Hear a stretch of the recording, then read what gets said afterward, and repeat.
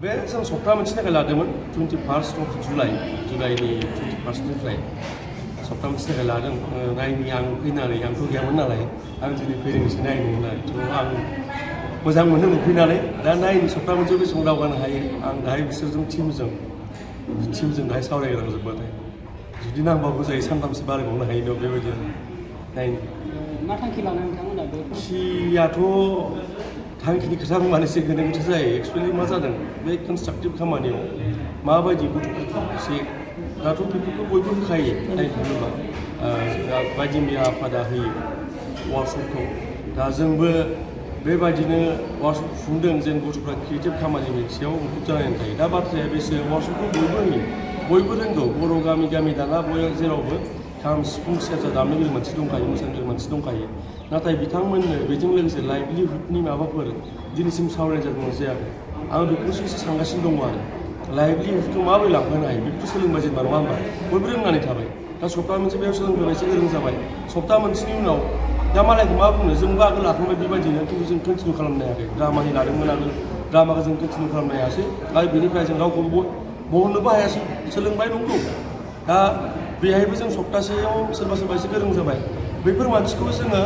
next लेभेलाव लांनो हागोन ना हाया नेक्स्ट स्टेपाव लांनो हागोन ना हाया बे जिनिसखौ आं सानगासिनो आरोखि आं बुंनाया बेनो जोंना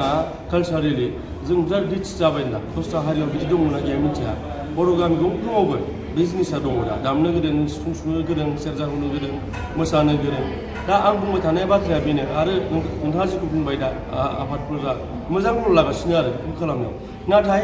जोङो थाङो थुङै मोनसे स्टेपाव नांथाना दङ जों बेखौ माला बारनानै थांगोन जों दा होनबाय थानाया लाइभलिहुडनि खोथाखौ जों माब्ला सानगोन जों दा कालसारेल टुरिजमनि खोथा रायलायबाय थायो गोबाङा नाथाय आइडिया रावहाबो गैया प्रपार आइडिया बयबो बुङोल' कालसारेल टुरिजमनि खोथा नाथाय बेखौ